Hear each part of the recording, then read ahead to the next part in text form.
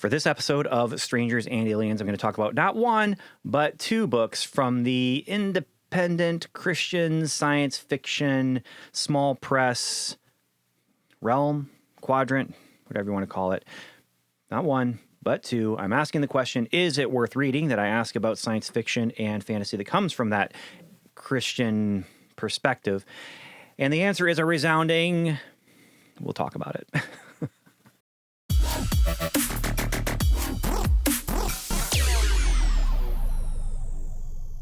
Hey, I'm Ben Avery. This is Strangers and Aliens, where we talk about that connection point, that nexus between spirituality, Christian spirituality, and speculative fiction. And today I'm going to talk about two books that I have recently come across, one that I've read, one that I have started, both of them that I can answer the question, is it worth reading, that I sometimes ask about Christian science fiction. The reason I ask that question about Christian science fiction is because oftentimes people step into these conversations and say the answer is no. And the reason the answer is no is because it is Christian science fiction. But that's not fair, because I know that there are a lot of very, very, very talented Christians who write science fiction, and the books are imaginative and they are well written and they are fun to read, and people don't give it a chance because it's Christian science fiction. In fact, recently I saw an ad that a Christian science fiction author put out that said, finally, a good Christian science fiction book, the best Christian science fiction since The Lion, the Witch, and the Wardrobe. Which wasn't science fiction, but that was a whole nother conversation on that thread. And it felt really self-serving because he made the ad himself. And so all that to say, I have these two books in hand, and one of them I read it already, and it's a fairly thick tome, and the other one is a very thin tome that I can't wait to dive into.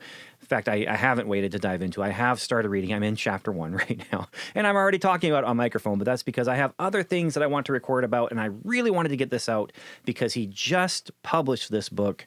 It just came out, and I really want people to know about it because I do recommend the series. I've read the other books in the series. The people that I'm going to talk about today, I do have to maybe give a little bit of a caveat. I've met one of them and sat down across from him at a table, and we ate lunch together, and it was a really great conversation. It was kind of fun. He's local. He's a local author. And so I met him accidentally. I was at a book signing at the local library. I didn't sell any copies of any of my books, but when I go to those kind of things, I look for hopefully at least a conversation, an interesting conversation with somebody interesting. And I sat next to an author who, she was a very interesting person, and her book sounded very interesting. I didn't buy her book, but it sounded interesting, and it was a great conversation. I thought that was it. I thought that was, hey, this is the reason why I just spent some time lugging a couple boxes across town. Then someone came through who knew her and had been a part of some writing groups with her. And so they had a conversation, they were talking, and as they were talking, I kind of picked up, he writes science fiction.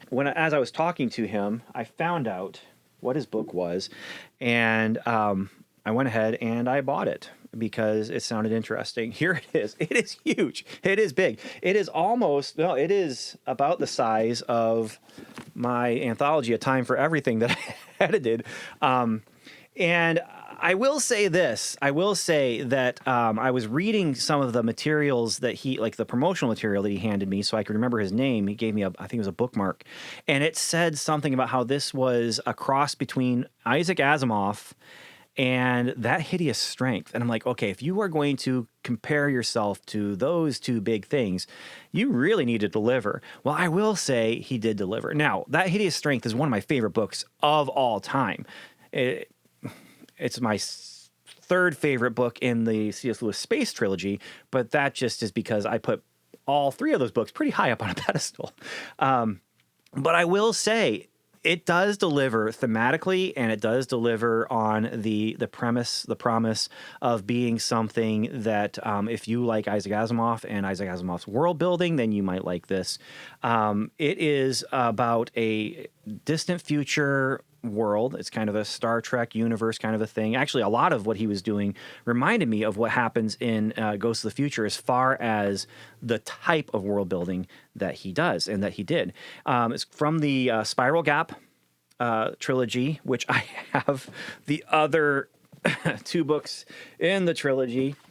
And so I cannot speak for all three of the books, but I will say I'm very excited to get into the other two. It is a commitment. It is a commitment that you're going to be getting into when it is a 500 page book, but it follows a guy who's kind of your rogue hero and his robot named BACCHUS. And BRU and BACCHUS have adventures in this universe that is a universe that is, in some ways, maybe you take some of those ideas of that hideous strength as far as science becoming the religion of the universe, kind of a thing. And religion itself, specifically and especially Christianity, becomes something that is illegal. And so you have these people, you have these pockets of people who have discovered Christianity and who are worshiping God. And I did enjoy myself, even though it is long, I did enjoy it. And so, that's a blessing. When you have a book that's long that you enjoy, that is a blessing, because that means that you are, on a ride that is a ride that is going to last a while. And so, yeah, I really enjoyed this. So Mark Akins, BRU and BACCHUS, I recommend it. Is it worth reading? Answer is yes. High recommendation. Just know what you're getting yourself into. It is a science fiction epic along the lines of Asimov's Robots, Asimov's Foundation, and but also kind of along the lines of the Slipstream universe that I have with Ghosts of the Future, and that also pops up in A Time for Everything, and pops up in Following Yonder Star, and pops up in Parabolic Orbits, and will be popping up very, very soon in Parabolic Worlds, which is the next book in that series. And also in Seasons of Romantasy, Winter, which I feel like I have to say it that way every time. Seasons of Romantasy, Winter. And so speaking of A Time for Everything and Following Yonder Star, available on Amazon now, my next author, Adam David Collins, is featured in both of those anthologies. One of the stories in those anthologies, in Following Yonder Star, is actually from the Jewel of the Stars series.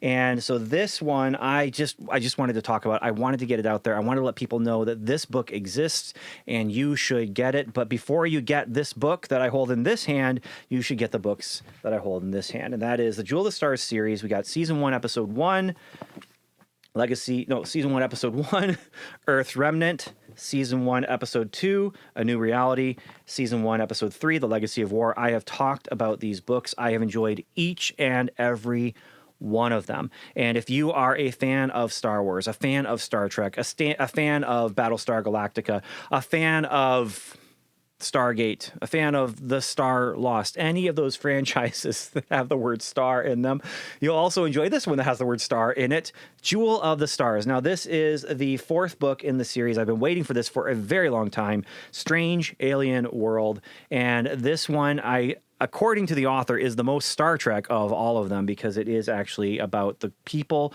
from the ship, the Jewel of the Stars, who, in this universe, human territory has been taken over by aliens, and there is a war. It is a very one-sided war. And now you have this passenger ship. Basically, it's the Love Boat by way of Battlestar Galactica, because it's the Love Boat instead of the Battlestar that is heading off away from, to get away from the aliens who have taken over. And they are apparently discover a strange alien world. And he says that in the title of this chapter, Strange Alien World, is intentional to evoke the idea of Star Trek. And so this one, they do deal with an alien civilization, and I'm very excited to get into it, but I wanted to talk about it even though I haven't read it yet, which is something that I probably shouldn't do as a reviewer. But as I'm not speaking as a reviewer right now, and I am not speaking as a friend to Adam David Collins right now. So Adam, we are not friends as of this moment, because I am speaking right now as a fan of Adam and of his work. And I have enjoyed everything I have read by him, which has been 4 Jewel of the Stars stories. No, actually 5. There's another short story that I read, and 2 superhero stories that he wrote, one that's in A Time for Everything, and then I'm getting ready to read this one. And so I do recommend, please, please, please, if you enjoy this kind of thing, check out these 3 books right here, the first 3, and then get number 4. Go ahead, jump on Amazon. It's available in other places. It's actually available on his website, which I will look up quickly if I can and pop it onto the screen if I can. Oh, yeah. Just go to adamdavidcollings.com. You'll be able to find all this stuff. And yeah, recommended.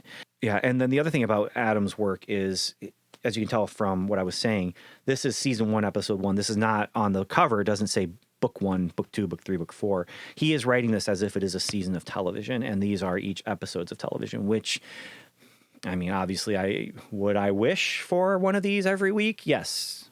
Yes, I would. So the recommendation definitely is for the series.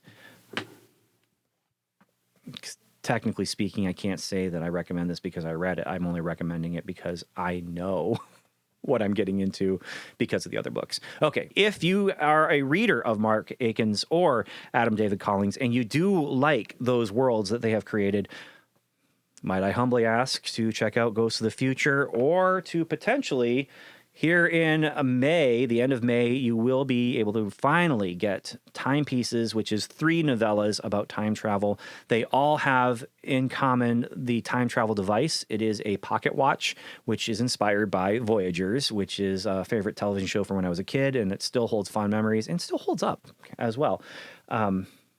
Sort of, mostly. With these, they're all 3 different stories, 3 different worlds, 3 different sets of characters, but there's a whole bunch of things that tie them together thematically, which is why I call it Timepieces, a triptych through time.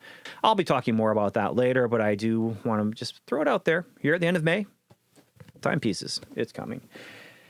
So, all that said, thank you so much for spending time with me. Thank you so much for listening and for watching. And until next time, I just want to say, hey, do you like this stuff? Do you have an independent science fiction Christian author that you would recommend to me? I would love to hear about it. There are some people, I don't have time to talk about everything that I've read, and I don't have time to read everything that I want to read. So that's the problem. But I'm doing my best. And obviously, when something comes up, I make time for it. So, I mean, there is that.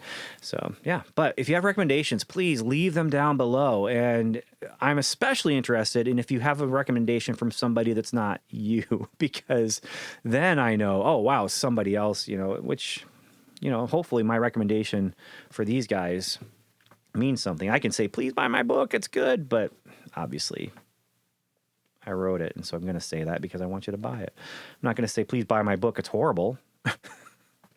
Actually, I don't really say it's good either, do I? Well, all that said, thank you so much for spending time with me and listening to me. Until next time, Godspeed. Seasons of Romantasy. Winter.